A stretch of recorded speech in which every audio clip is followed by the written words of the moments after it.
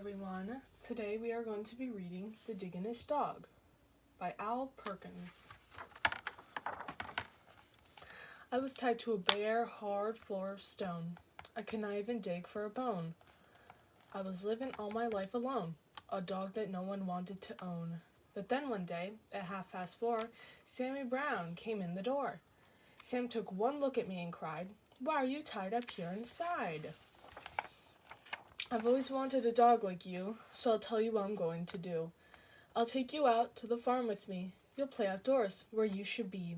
I felt as happy as a pup when Sam paid the man and picked me up. He rubbed my ears, he scratched my head. "I think I'll call you Duke," he said. Sam gave me a collar, he gave me a lead. We left that shop at tremendous speed. We went a long way out of town. We came to the farm of Sammy Brown.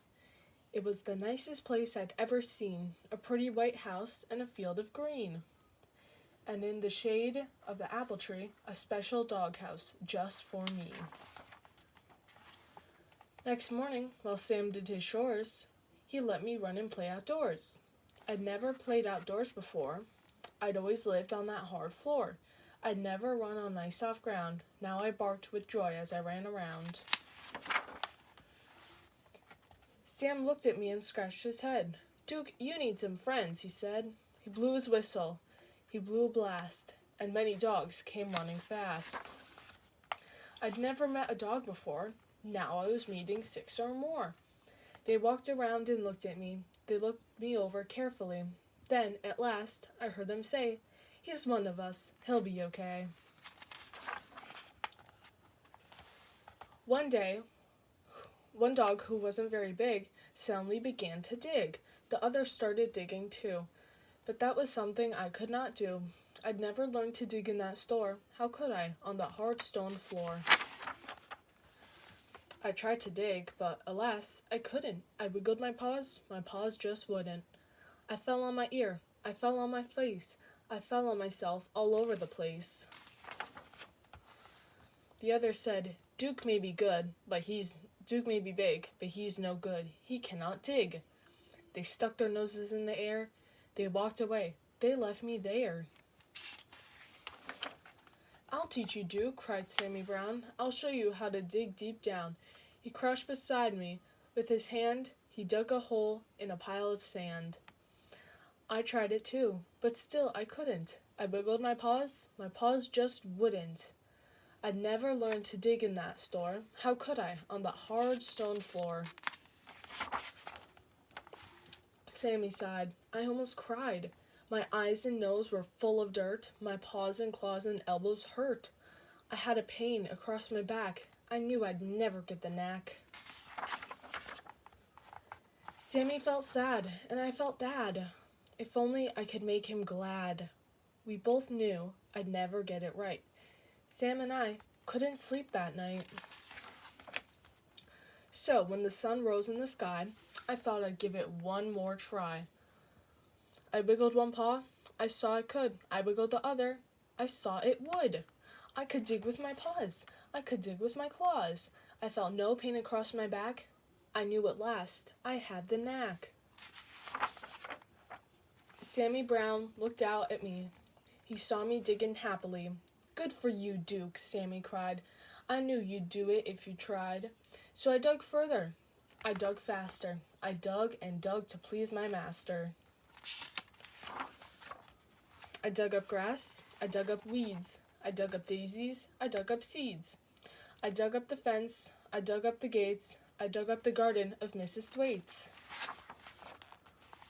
I dug up the rooster. I dug up the hens. I dug up the sheep and pigs in their pens. I dug and dug. I couldn't stop. I dug up the barber in his shop. I dug up Mr. Rodney Thayer sitting in the barber's chair. I dug my way right through town. I dug a lot of buildings down. I was having so much fun, I dug up Highway 81. I came to a hill. I dug to the top, but all of a sudden, I had to stop. Right in front of me, looking down, there stood my master, Sammy Brown. Sam didn't smile or pat my head. He only glared at me and said, "I'm sending you back to that animal store. They'll tie you to that hard stone floor and you'll never, never dig anymore." I couldn't run. I couldn't hide. Dogs came at me from every side. And then suddenly I knew there was just one thing for me to do. I ran away from Sammy Brown. I dug a hole that went straight down. I left him standing on top. I dug and dug. I didn't stop. How deep I dug, I could not tell, but soon I found I dug a well. Mud and water up to my chin. What a fix I was now in. I started to sink. I started to yelp. "Help!" I yelped. "Help! Help! Help! Help!" I could hear them way above my head. I could hear every word they said. One dog growled, "He wrecked our town. This serves him right. Just let him drown."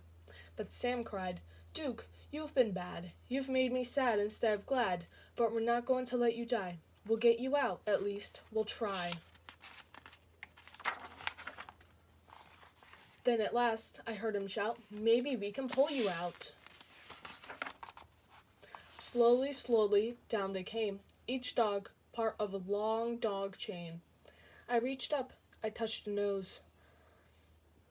I felt them lift me by my toes. Slowly, slowly, bit by bit, they dragged me up out of the pit. I thanked the dogs and Sammy Brown, and then I started back toward town. I knew I had to dig once more to fix things up as they were before. That's what I did. I dug back gates. I dug back the garden of Mrs. Thwaites. I dug back the roosters and the hens. I dug back all the pigs and their pens.